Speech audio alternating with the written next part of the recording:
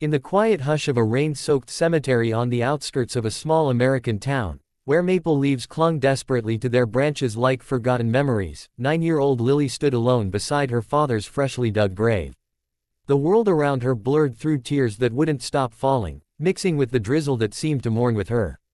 Her father, Thomas, had been her everything, a gentle mechanic with calloused hands that fixed not just cars but broken hearts, a man who spun bedtime stories of far-off adventures and whispered promises of a brighter tomorrow. Now, he was gone, taken too soon by a relentless illness that no amount of prayers could mend. As the last mourners drifted away, her umbrellas bobbing like dark sails in the wind, Lily clutched a wilted daisy, the only flower she could afford, and whispered, "Daddy, what do I do now?" Little did she know, the answer would come from the cruelest of places, setting her on a path of unimaginable transformation. Back at the modest 2-story house on Elm Street, where the paint peeled like old skin and the porch creaked underfoot, Lily's stepmother, Evelyn, wasted no time. Evelyn had married Thomas 3 years ago, drawn more to his steady paycheck than his kind soul. She had her own 2 daughters, spoiled teens who viewed Lily as an unwelcome intruder. The funeral had barely ended when Evelyn cornered Lily in the dim kitchen, her face twisted in a mask of feigned sorrow that quickly melted into cold disdain. "Your father's gone, girl," she spat, her voice sharp as a winter wind. "And with him, any obligation I had to you. This house is mine now, his will said so. Pack your things and get out before nightfall." Lily's heart plummeted, her small frame trembling as she begged, "But where will I go? You're all I have left." Evelyn's laughter was hollow, echoing off the walls. "That's not my problem. You've been nothing but a burden. Out." With that, she shoved a tattered backpack into Lily's arms, filled with a few clothes, a worn teddy bear named Mr. Whiskers, and a single photo of her and her father smiling under a summer sun. As the door slammed shut behind her, locking with a finality that shattered Lily's world, the little girl stumbled onto the sidewalk, the rain now pouring in earnest. She wandered the streets of Willow Creek, a quaint Midwestern town where everyone knew everyone else's business, yet no one seemed to notice a child lost in the storm. Her sneakers squelched in puddles, and hunger gnawed at her belly. She hadn't eaten since the meager funeral reception. Hours blurred into a haze. She sought shelter under the awning of a closed diner, huddling against the cold brick wall. Passers-by hurried past, their eyes averted, wrapped in their own lives. "Why me?" Lily whispered to Mr. Whiskers, tears streaming anew.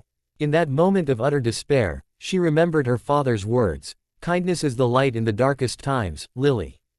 It finds its way back to you." But as night fell, wrapping the town in shadows, hope felt like a distant star, unreachable and fading. The next morning, stiff and shivering, Lily ventured to the town square, where a bustling farmer's market unfolded like a patchwork quilt of colors and scents. Vendors hawked fresh apples, homemade pies, and jars of golden honey, their voices a symphony of everyday joy that felt mocking to her plight. She sat on a bench, watching families laugh and barter, her stomach rumbling loudly. An elderly woman with silver hair and kind eyes noticed her, offering a warm apple turnover. "You look like you could use this, dear," she said softly. Lily accepted it gratefully, devouring the flaky pastry as if it were a feast. "Thank you," she murmured, her voice small. The woman, Mrs. Hargrove, a retired schoolteacher, listened as Lily poured out her story in halting sobs. Touched by the child's resilience, Mrs. Hargrove insisted on taking her to the local shelter, a modest building run by volunteers where the air smelled of soup and second chances. There, Lily found a cot, a hot meal, and the first glimmer of safety since her world crumbled. Days turned into weeks at the shelter, where Lily navigated a new reality.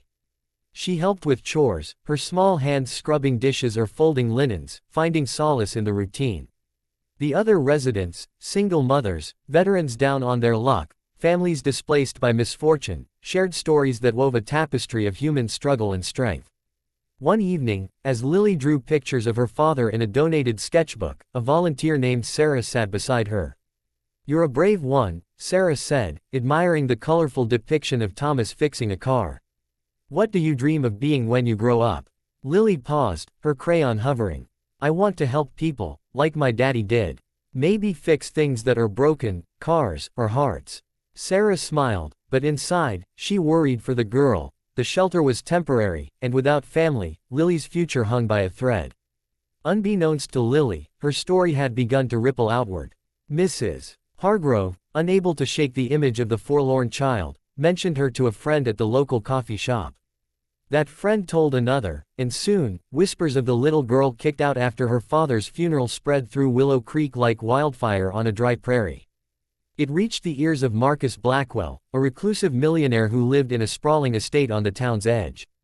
Marcus had built his fortune in tech, inventing software that revolutionized small businesses, but his wealth masked a profound loneliness.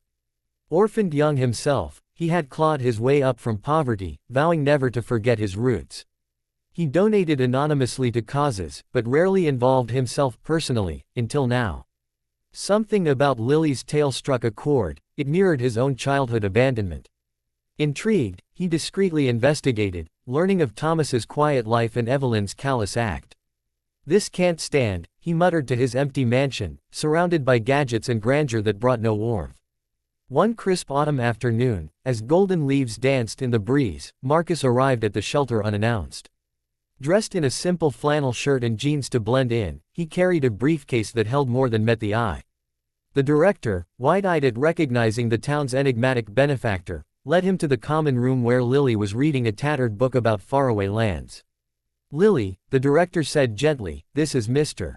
Blackwell. He'd like to talk to you." Lily looked up, her blue eyes wide with curiosity and a hint of wariness. Marcus knelt to her level, his voice soft. "I heard about your dad. He sounds like he was a great man. I'm sorry for what happened." Lily nodded, clutching her book like a shield. As they talked, Marcus shared snippets of his past, growing up in foster homes, scraping by, but always holding onto kindness as his guide. Lily opened up, her words tumbling out about her father's stories and her dreams. The conversation stretched into hours, an unexpected bond forming. Marcus learned of Lily's love for drawing and her quiet acts of helping others at the shelter, like sharing her blanket with a newcomer or drawing pictures to cheer up sad faces. In turn, he revealed his secret. Years ago, Thomas had fixed his car for free when Marcus was just starting out, a broke inventor stranded on the roadside. "Your dad believed in me when no one else did," Marcus said, his eyes misting. He said, "Pay it forward, son. I never forgot that." Lily's heart swelled. It was a profound realization that her father's kindness had echoes she never knew. But the real twist came when Marcus opened his briefcase, revealing documents. "I've spoken with lawyers," he explained. "Your stepmother's claim on the house isn't ironclad. Your dad left a clause for your protection."